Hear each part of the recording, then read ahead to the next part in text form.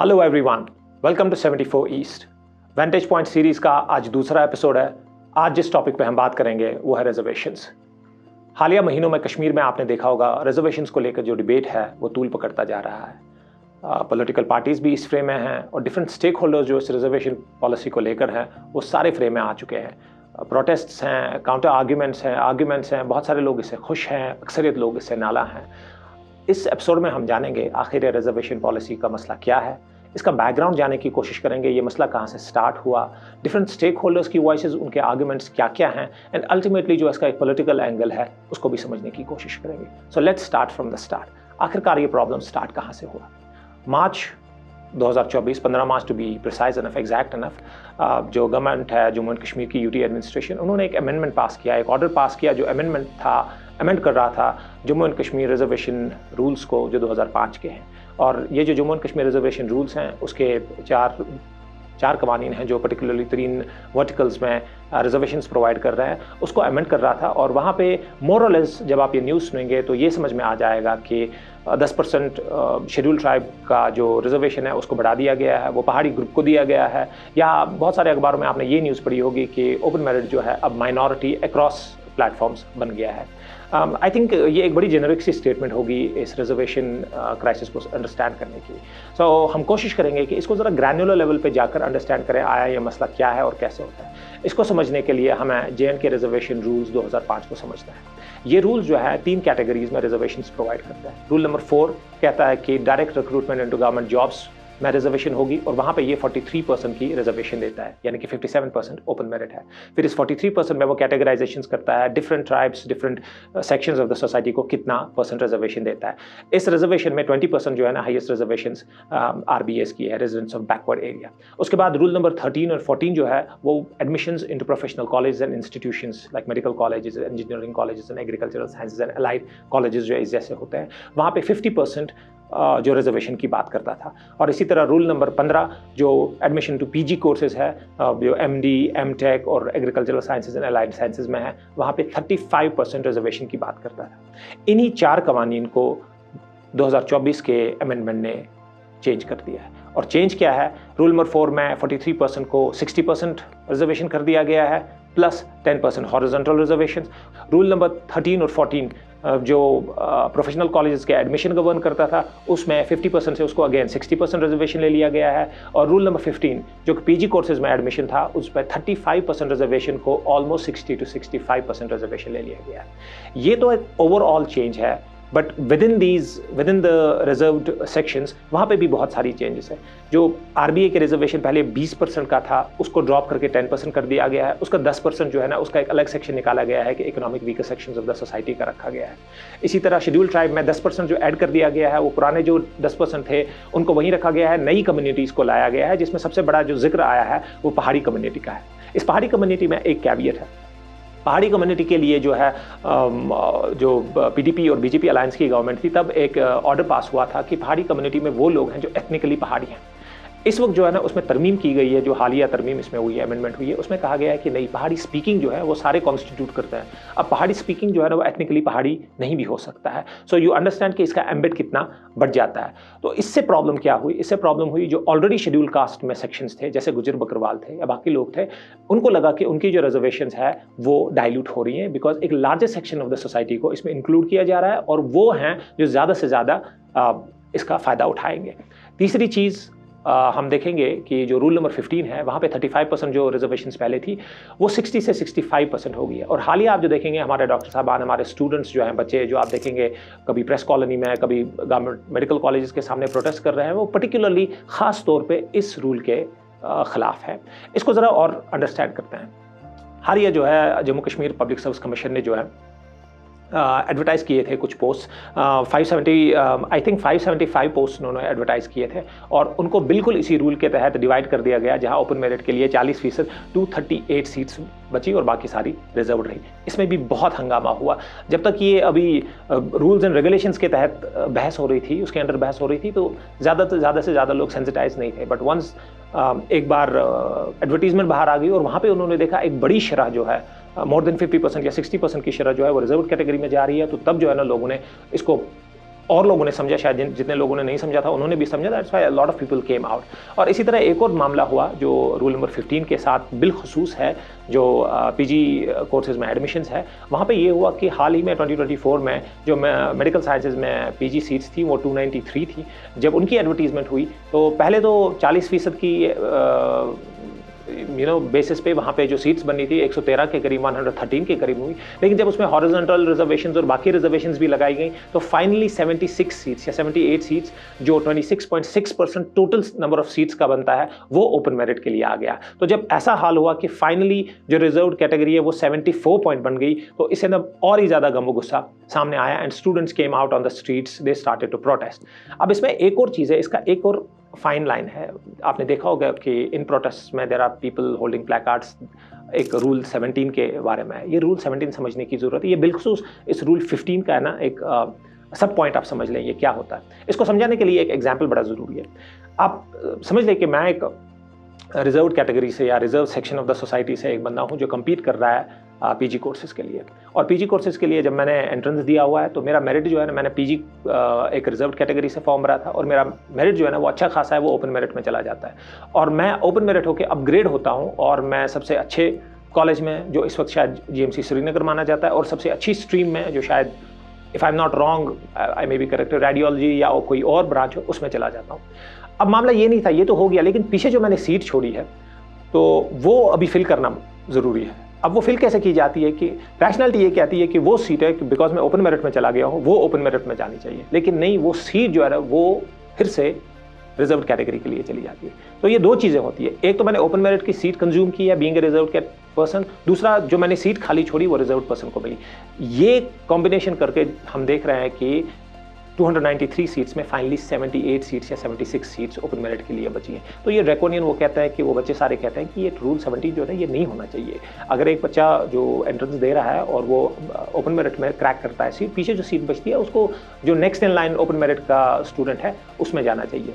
अच्छा, इसमें अभी बड़ा ज़रूरी है, ये तो आदाद शुमार हो गए कि परसेंटेजेस का क्या हो गया। इसमें आप देखेंगे ये जो different sections of the society में ये उन्होंने परसेंटेजेस सरकार ने कैसे मुतय्यन की हैं वो भी आप देख सकते हैं। हमारे यहाँ आप इस ग्राफिक में देख सकते हैं कि क्या चेंजेस हुई हैं पर्सन्स बिलोंगिंग टू और लिविंग नियर इंटरनेशनल बॉर्डर और लाइन ऑफ एक्चुअल कंट्रोल। वो पहले 3% था, वो 4% हो गया है। इसी तरह economic weaker sections of the society जो मैंने कहा उनके लिए एक 10% और हॉरिजॉन्टल रिजर्वेशन जो है ना 10%। अच्छा, ये हॉरिजॉन्टल रिजर्वेशन ज़रा समझना बड़ा ज़रूरी है।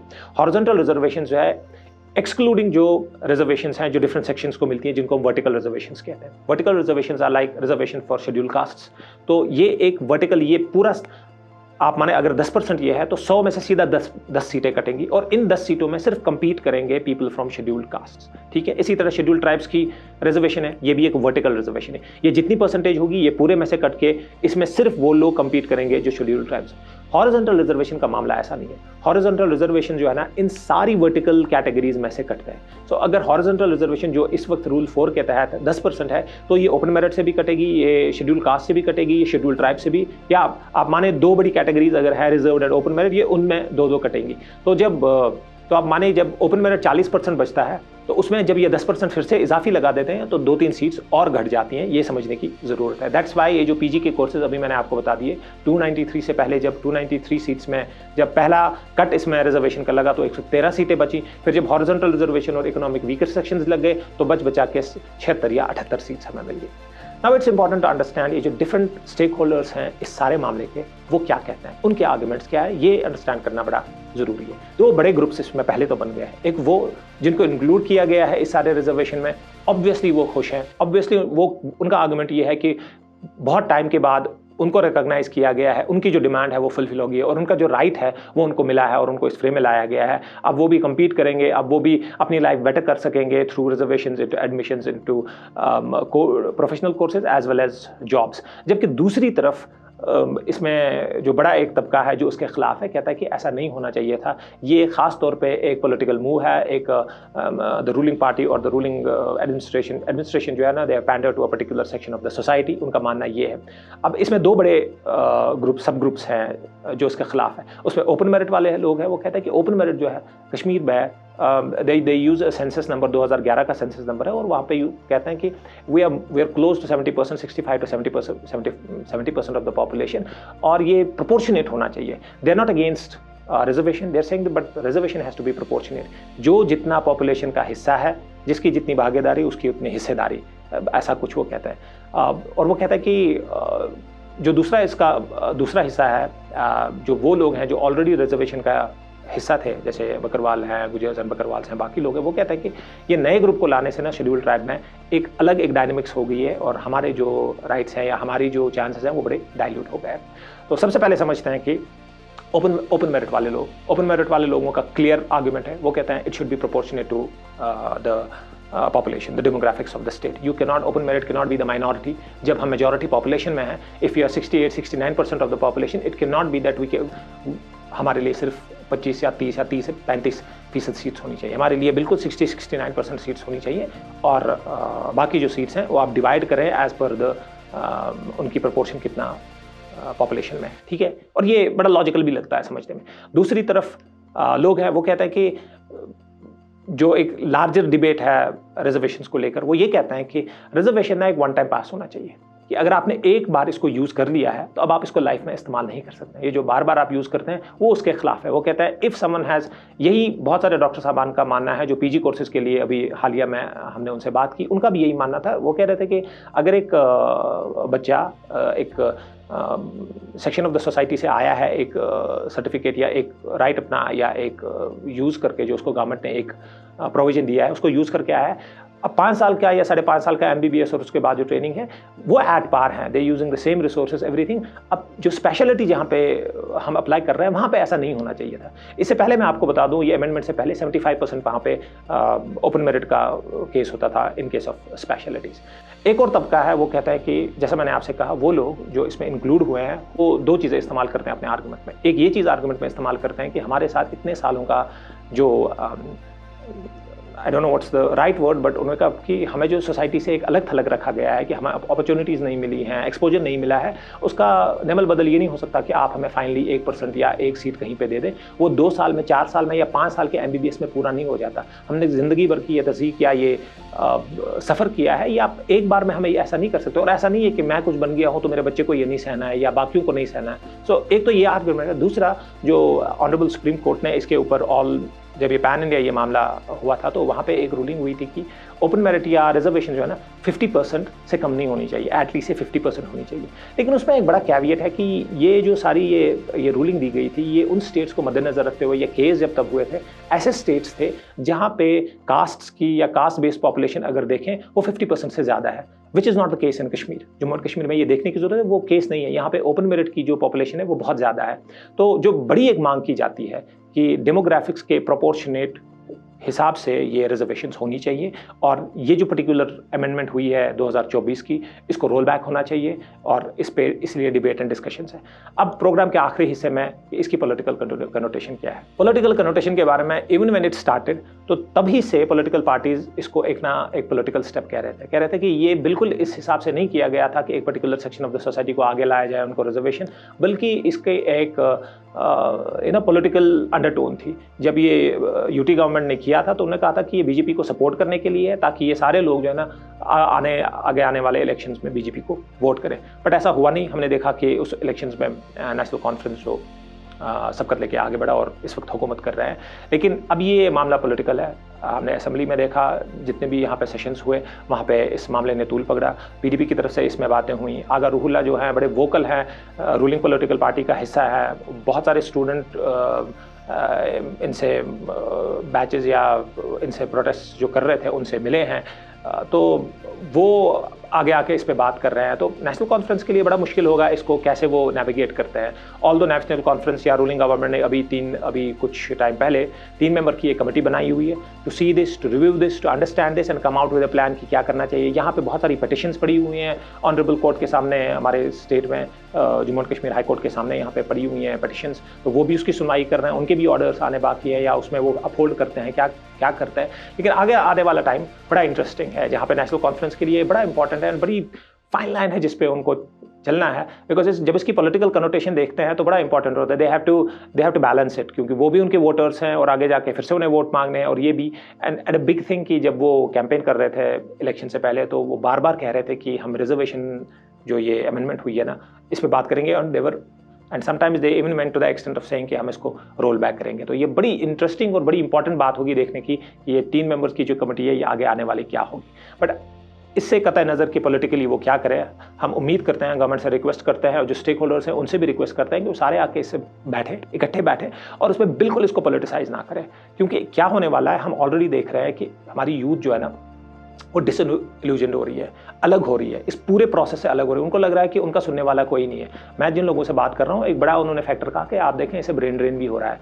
वो सारे टॉपर्स जो अपनी स्पेशलिटी में नहीं जा सकते हैं बिकॉज ऑफ दिस थिंग, और फिर बाहर चले जाते हैं, they go out of country, go out of state, private institutions में काम करते हैं। तो यहाँ पे जाहिर सी बात है कि ब्रेन ड्रेन होता है। दूसरी चीज़ है, इससे एक जो डिसइल्यूजनमेंट हो जाती है सिस्टम की। एक बार आपको लगता है कि सिस्टम बना ही इस तरीके से कि वो आपके खिलाफ है, फिर सिस्टम की कोई भी चीज़ और कोई भी काम आपको कभी असर नहीं करता, कभी आपको अच्छा नहीं लगता और आप अपने आप को बिल्कुल सिस्टम से अलग कर रहे हैं। और मुझे नहीं लगता बहुत रूलिंग पार्टी या अपोजिशन या बाकी हम सारे समाज के लोग ऐसा चाहेंगे कि हमारी यूथ जो है, जो हमारा इस वक्त बहुत ही बड़ा हिस्सा है और असासा है हमारा, वो हमारी इस सारी प्रोसेस से अलग हो जाए, अलग थलग होकर, और बल्कि इसको एक रिजेंटमेंट वाली जगह पे बैठ के देखें। So for everybody it's important to understand कि सारे लोग इकट्ठे आ जाएं, सारे स्टेक होल्डर्स, और इस पर बात करें। आई एम नॉट सेइंग कि एक पर्टिकुलर चीज़ ये है कि आप देखें, देयर कैन बी वेज आप निकालें, आप इसके तरीके निकालें। आप देखें, जैसे मैंने कहा, ये सिर्फ ओवरऑल एक ब्लैंकेट परसेंटेज नहीं देना है किसी चीज़ को कि आप इसको 30% से 35 कर देंगे तो सारे खुश हो जाएंगे। There are so many fine lines. ये जब आप इसको डीप डाइव इस पे करते हैं तो आपको अंडरस्टैंड होता है कि ये सिर्फ एक नंबर नहीं है ऊपर, ये सोसाइटी में बड़ा एक डिवाइड क्रिएट करने वाली चीज़ है। तो इससे बचने की ज़रूरत है। इस वीडियो में हमने ये कोशिश की ये जानने की कि रिजर्वेशन पॉलिसी क्या है। अगर आपको हमारे वीडियोज़ अच्छे लगते हैं, आप प्लीज़ हमें लाइक करें, हमारे वीडियोज़ को शेयर करें और हमारे चैनल को सब्सक्राइब करें। अगले एपिसोड में एक और टॉपिक को लेकर आते हैं, एनालाइज करते हैं, अंडरस्टैंड करने की कोशिश करते हैं और आपके व्यूज़ जानने की कोशिश करते हैं। जब तक के लिए इजाज़त दीजिए। खुदा हाफिज़।